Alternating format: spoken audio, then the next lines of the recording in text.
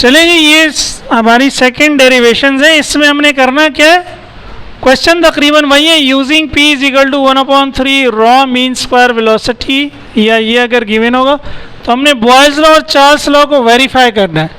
इसकी मदद से बॉयल्स लॉ और चार्ल्स लॉ को प्रूव करना है। यह स्टेटमेंट ये होगी कि on the basis of kinetic theory of gases verify Boyle's law and Charles law.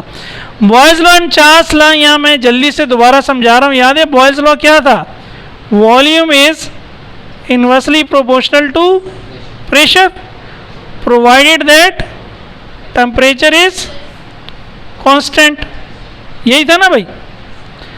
अब जब आप v प्रोपोर्शनली हटाएंगे तो इक्वल लगाएंगे और कांस्टेंट लगाएंगे, मल्टीप्लाई बाय 1/, जब p इधर आ जाएगा तो p v is equals to constant.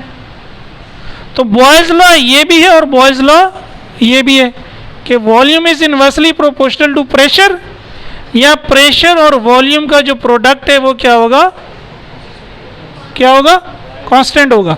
इसलिए तो हम कहते हैं P1 V1 बराबर है P2 V2। ये तो बॉयल्स लॉ हो गया। चार्ल्स लॉ क्या था, चार्ल्स लॉ ये था कि volume is directly proportional to temperature. इसमें क्या चीज़ कांस्टेंट होती थी, प्रेशर कांस्टेंट होता था।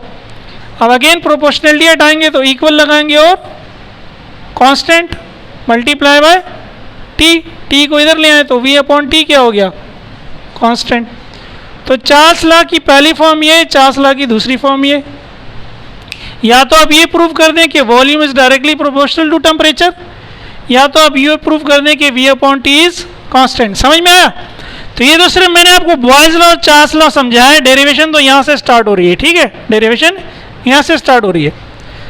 तो शुरू के 2-3 स्टेप वही हैं। हमें गिवन क्या है, p equals to 1/3 rho v square. Rho को हमने इस फॉर्म में लिख लिया, इन केस इस फॉर्म में दिया हो तो यहाँ से शुरू करेंगे। एन वी की जगह वही लिख लिया n/v, ठीक है, और v को इधर लिया है तो p v बराबर हो गया 1/3 mn मीन स्क्वायर वेलोसिटी। यहाँ तक का काम तो हमने पिछली डेरिवेशन में भी किया, लेकिन पिछली डेरिवेशन में फिर हमने पी वी की जगह क्या लिखा था, nRT। पी वी की जगह क्या लिखा था।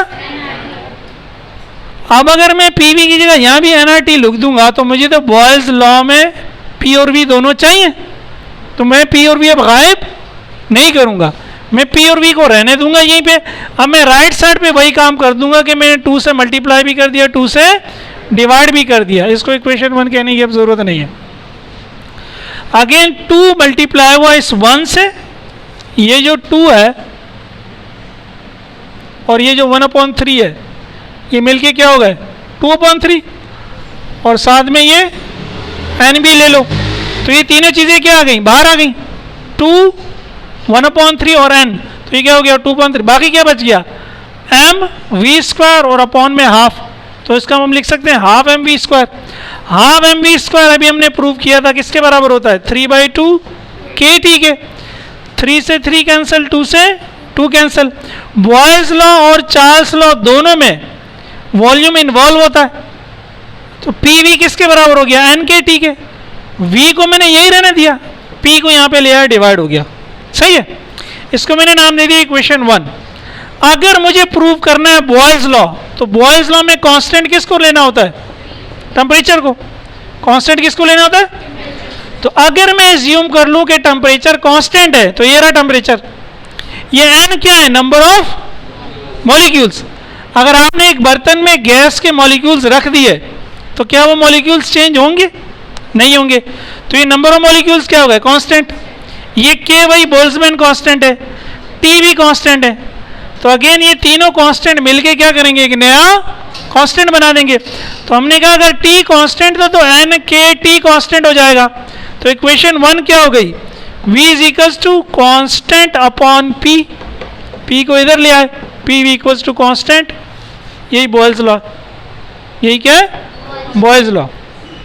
अच्छा, चार्ल्स लॉ क्या है, अगेन इक्वेशन 1। अब चार्ल्स लॉ में हम क्या करते हैं, p कांस्टेंट करते हैं, p को कांस्टेंट किया, n और k तो पहले ही कांस्टेंट थे, अब ये तीनों चीजें ले ली, n k upon p। N भी कांस्टेंट, के भी कांस्टेंट, पी भी कांस्टेंट, तो n k upon p constant हो गया। तो ये तीनों चीजें समझे निकल आई यहां से, एन के अपॉन पी। तो एन के अपॉन पी की जगह क्या आया, कांस्टेंट। तो v बराबर हो गया constant multiply by T, T को इधर लिया है तो v अपॉन टी कांस्टेंट। ये आपका क्या है, चार्ल्स लॉ। तो दोनों वेरीफाई होगा, ठीक है। सिंपल डेरिवेशन है 4 4 नंबर की, तो ये आप आराम से एग्जाम में कर सकते हैं, ठीक है।